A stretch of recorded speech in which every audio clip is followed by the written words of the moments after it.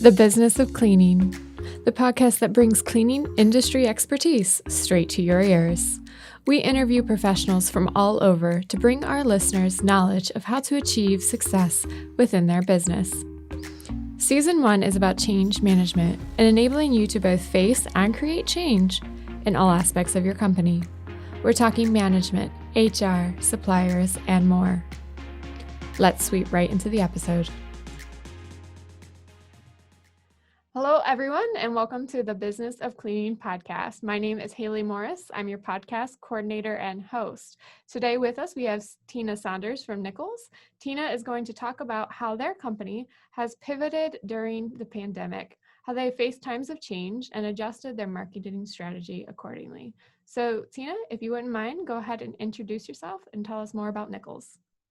Great. Thank you, Haley. I appreciate you having us on. And Nichols is a company that's been in business since 1936. We are a provider of solutions for clean and healthy facilities and the safe shipment of product. And as you can imagine, in 2020, we've been really focused on clean and healthy facilities, especially as people are getting back to work.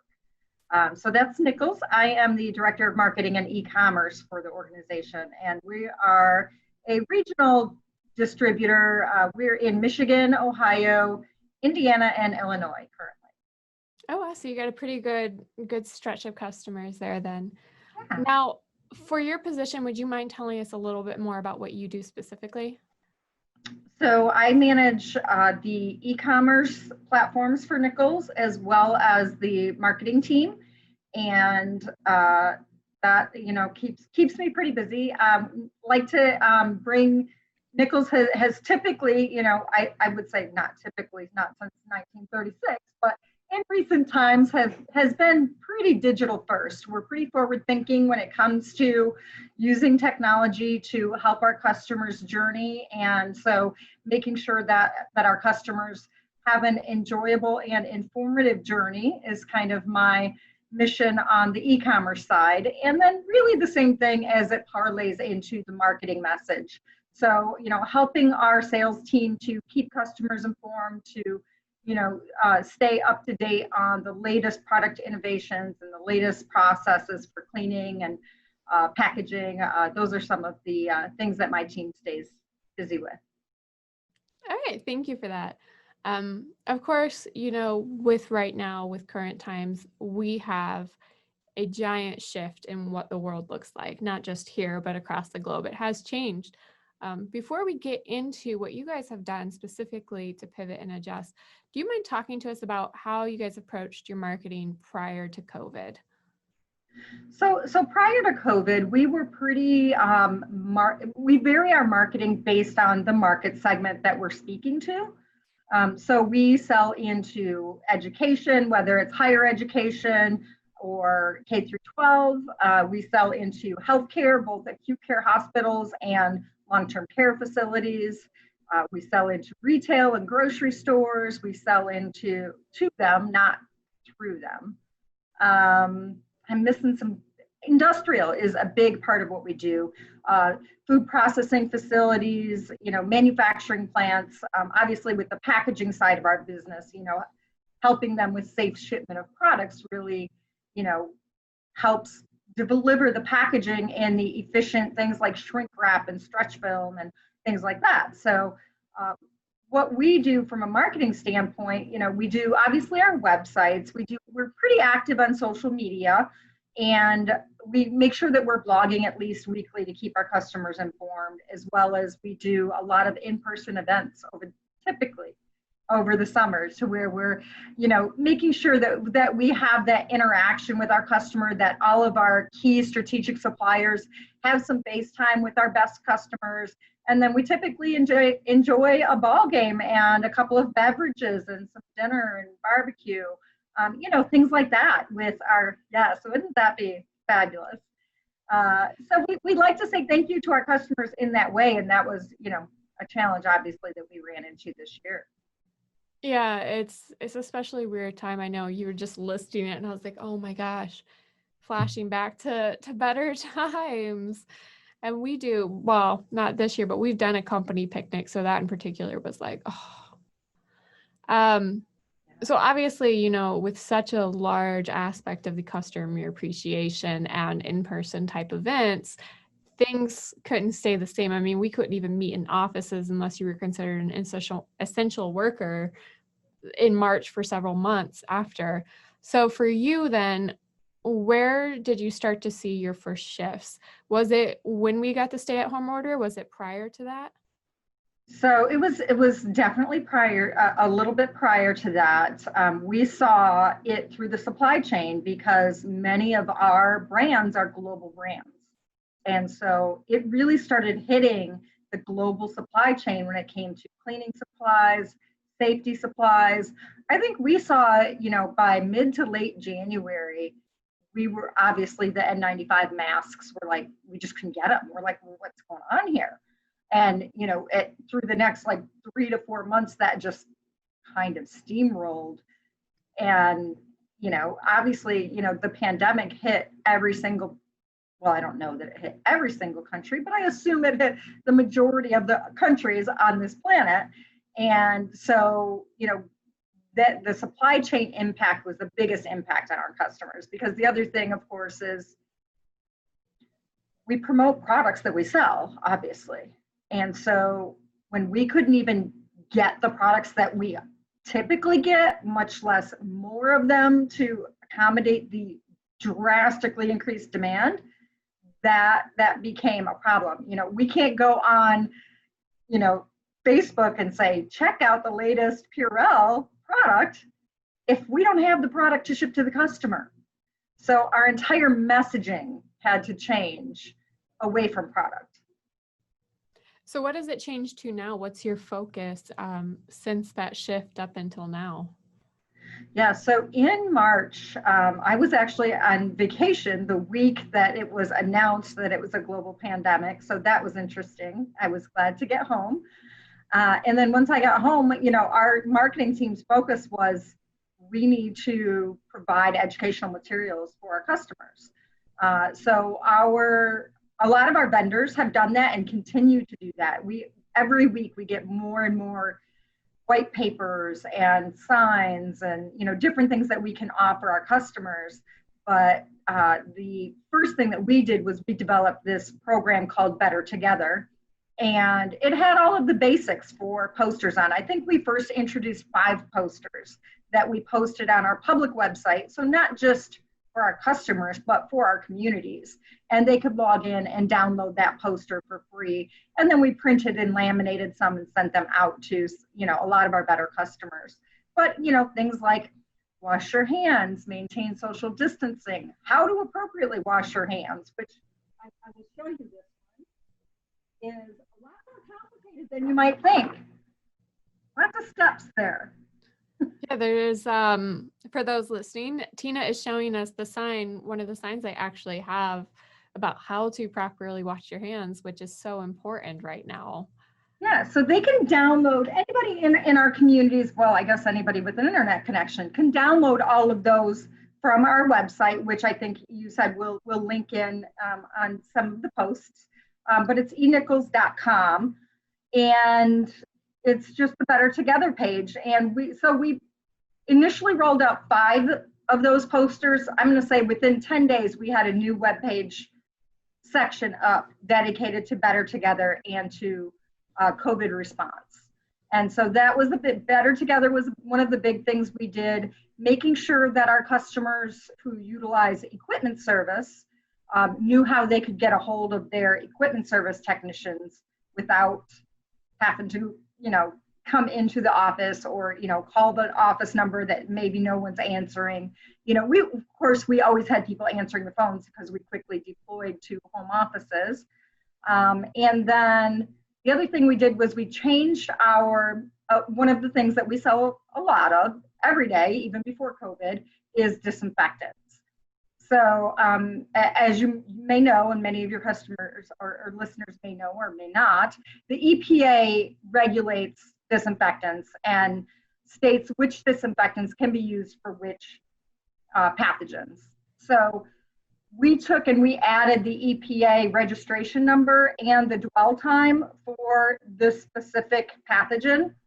to our product detail pages on our e-commerce site, so that someone could go into our website within a few clicks, see every disinfectant that we have that has the EPA claim for the COVID-19 virus, the pathogen that causes the COVID-19 virus, if I'm being technically correct. I know everybody is just like, oh my God, it's just COVID. So that's, I guess, a good point to put out with the pathogen.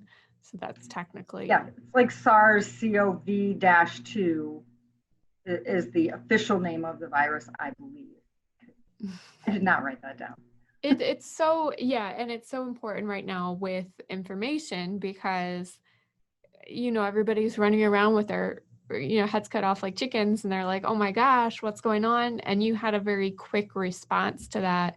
And on top of that, this wildness of what's happening, we've never dealt with this, or we haven't dealt with this for the last 100 years when the influenza took out the 20s or the beginning of the 20s, is that information was so mixed. People were so confused about the messages they were getting from media and from social media and cousins who were sharing things on Facebook and everything else. So to have a reputable company like yours come in and be like, here's actually information directly from the companies that produce and the companies that handle this and have the education and the backing and the understanding is so beneficial. Exactly. And that's, one of the things we developed a lot of our own materials, which we have a lot of people that have been in the industry for a long time on our team. And we also just relisted the materials that our suppliers gave us. So, I mean, to be honest, there's probably 25 different how to wash your hands posters available for download on our website. But hey, who are we to say which one you like the best? So we put them out there and we share our industry resources from our suppliers and trust that one of those is going to find the sweet spot in each organization that logs in. And it's free. It's not, there's no excuses, I should say, because they can go in and look at it and say, oh, this, like, my employees will listen to this and take Right. it. And that's something that you're already offering before you've even established like a consumer-based relationship type deal. So. Right. And one of the reasons we even developed our own is just more of a branding type thing for us and for the customer.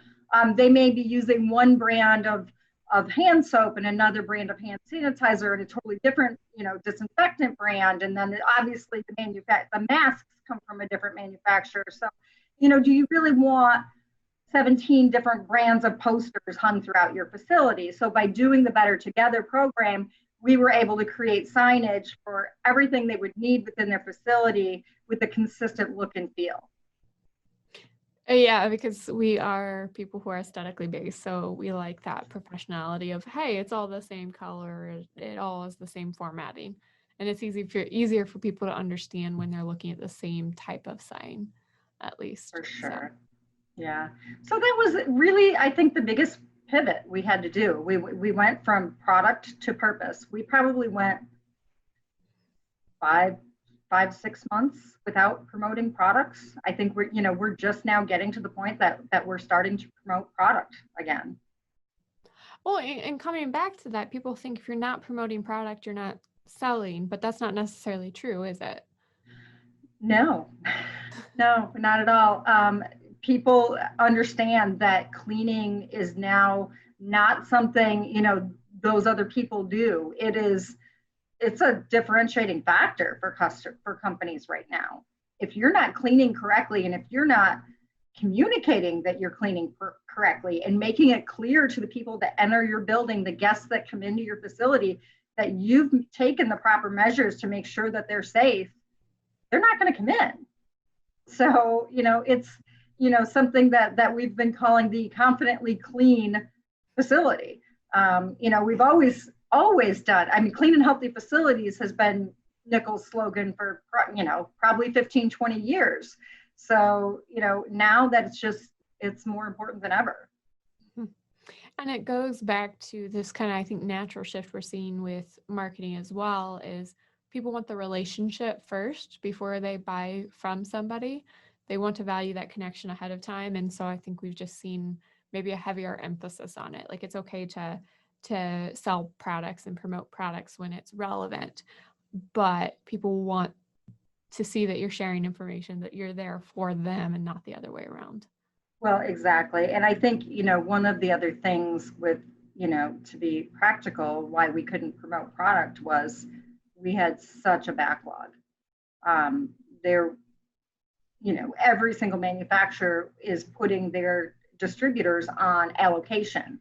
So, basically, if it came to N95 masks, certain PPE or personal protective equipment items, hand sanitizers, back when this first came out, some hand soaps, disinfectants, those things were selling out globally. And we were literally like, you can only buy exactly what you bought last year, and it has to go to the same customers. So all of these new people that either couldn't get it from their other distributor or have decided that they want to start disinfecting and washing their hands more often, you just couldn't get it because of the global demand, and the supply chain just was not geared up or, anticipating that kind of demand. So we're getting better.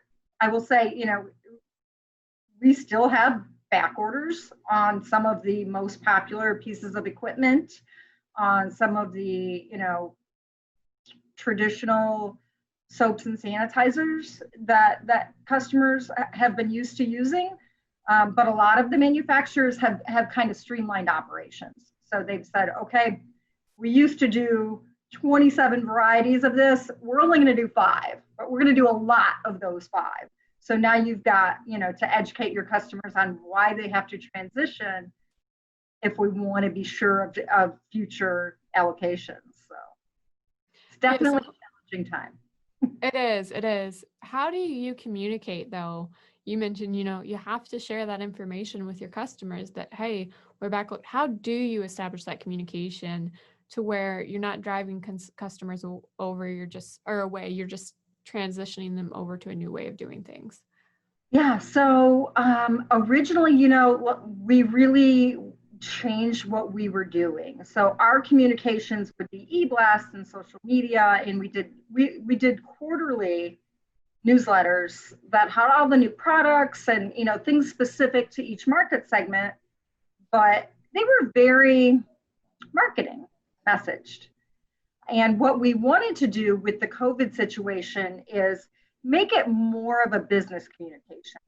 So we took it from being this very splashy, rich content type of newsletter that we sent through our mass email system to being an email from me to the customer, no photos, no splash, just a very straightforward, here's the situation with the supply and demand right now. Here's the situation with how we're going to handle customer deliveries. Here's how we have to allocate to healthcare and first responders first. Very much a business communication as opposed to a marketing message.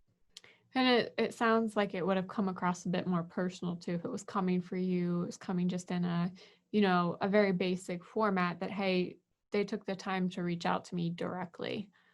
Yeah, we definitely wanted to have make people understand that this is a personal, important message for you to, really understand what's going on with the supply chain right now. Yeah. So how have you seen, what is the response to that message and to how you've handled the situation? What's the response from your customers? We actually just completed a customer survey. We have, some customers that are like,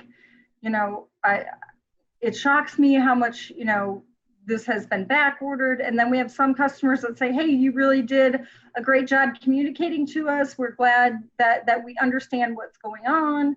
So I guess it depends on each individual customer and the people within that customer.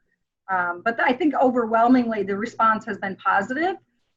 People that are very brand conscious and brand loyal, and that brand kind of just got in a backlog by chance, those people are a little more upset. So, we do our best. I think we talked about at some point that we really had to look outside our normal supply chain to try to find solutions for our customers. Finding the non-surgical masks for the people that were using, N95 masks to, spray paint a room or, whatever the case may be. I mean, we had to find other solutions for people that just needed something. They didn't necessarily need the, surgical grade that they had been using previously and that, frankly, no one could get. Yeah, I know my dad at one point, he somehow found some that they had in storage and he brought it home in case we needed them. They don't even fit my face, the crazy thing about those masks, but it was, we used them like my grandparents and stuff who my grandmother had just got a defibrillator and they're part of the population that is more at risk for being affected by these symptoms. And so they were like, here, like if you need to go out, which you're not really going to, but if you need to like get some, that you have the more professional grade protection and stuff. But it was crazy because even like the fabric masks were back ordered on Etsy and like craft stores were out of fabric for like elastic and stuff to go around your ears. So on just like the everyday consumer side, everything was out. I can't imagine it on such a mass scale where you need it for these actual professional grade tasks. So right. And then this month, and August and September with everyone going back to school. So now all of the schools are gearing up and, child size masks and, obviously all the cleaning supplies and the cleaning equipment, super important to have that and to have processes in place. And so that's where, we even developed, I only had a couple of the posters on hand, but on our website is all of them. We even took our original infectious disease prevention poster that we developed for businesses and we changed it up to be a K through 12, really more of like a K through 5 type poster. So you've got, the education on, showing a little kid sneezing into their elbow and, showing the kids with masks, just so that, the younger kids that are now having to go out there and interact can see that, oh, these are really needed. It's not just something my teacher wants me to do. It makes the signs more relatable to their age. They want to see their own age doing it to believe it. It's been crazy with the schools, and I think I've seen different responses. But what are some of the things I guess you're seeing on the school side from your perspective at Nichols? Well, schools is interesting, and we do a lot of education with schools. One of the biggest challenges they have is, traditionally when there's school funding challenges, they cut the operating budget, the cleaning budget. They don't consider the impact on education that can have. And so a lot of these, especially public schools, their budgets were so bare minimum that, frankly, most of them weren't routinely disinfecting other than, the bathroom surfaces and the cafeteria. So, just getting the education in place, getting the, making sure that they have the disinfectants and have been trained on the disinfectants. I mean, some of these, if you don't use them correctly, they're not going to do what you want them to do. So it's important that they have, that documentation to know how they use the specific chemical that they're using to attack this virus that we're dealing with right now. So there's been a lot of that, a lot of, thankfully, the federal relief bills that have gone through, there's been some money allocated to schools to help deal with that. And most of that money is being spent on equipment, which, you can have, we have some things that we're able to stock, but a lot of our equipment, some of our more popular pieces, and I'm not going to plug anything because then I'll have one vendor mad at me or the other, but some of our more popular pieces of equipment that allow you to disinfect very quickly, we've we've sold so many of them that we anticipate being back ordered on specific units for months to come. So trying to find other ones that help do it fast, because labor is another issue, right? It's everybody has a labor issue right now. So being able to bring on more people to do this additional cleaning work really isn't an option. So you have to find ways to do the disinfecting, but do it more efficiently. And we have webinars and things like that too, that we have our customers come to that can, train them on how to do that and what some of their options are. Yeah. Now, do you know how much like the teachers are getting? I know I have a teaching friend, so I always come from her perspective because I hear it all day. But how much of it is actually getting passed down to the teachers? Well, and that's reality, right? Because there's no way that you're going to get your custodial staff into those classrooms as the classrooms switch students midday or even, every night to do a full disinfecting. So, and one of the things that there's been a lot of challenge in the supply chain with is disinfecting wipes, which I think, previously, when my kids were in school, it was, hey, can you bring, wipes to school as part of the like back to school thing? And, I don't have kids in school now, so I don't know if they're still asking for that, but they're probably having a hard time getting it if they are. So, just coming up with alternatives. So one of the things that we've been able to source is a bucket with dry wipes. So they're not, the pop-up wipes that already have disinfectant on them, but you can put the disinfectant in it and use it. But then again, now we've got teachers, maybe even students disinfecting things. So we had to come up with yet another poster that says how long that disinfectant could be in the bucket, what types of disinfectants can't go in it. You should be wearing gloves when you use certain disinfectants, and it varies by disinfectant. So then it's really all boils down to read the product label. Which nobody ever does, at least not teachers and students typically. Yes. So that's hence why we did the posters. Hopefully if you make it bigger, put some graphics in it, add some color, it helps get the point across. Yeah. No, they are. My sister, she is in kindergarten, and on the top of their list is Clorox wipes. And we were laughing because her particular school was still remote until the beginning of October. So they were asking for Clorox wipes off the bat, and they weren't even in class. And we were just like, where are we going to get this?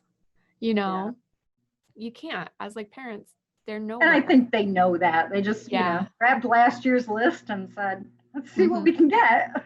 Maybe someone has a stash.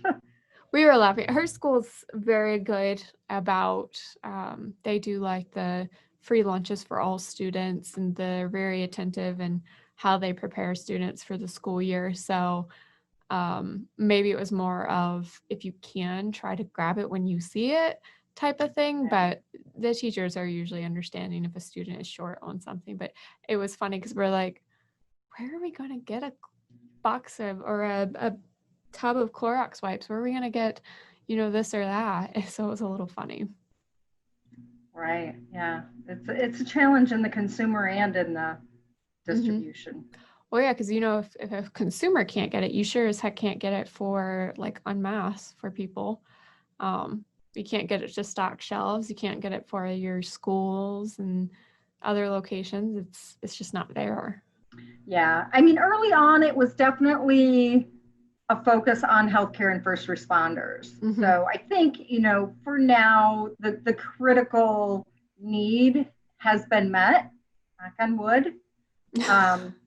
There's still, some of the things that just make you more efficient, or maybe your preference.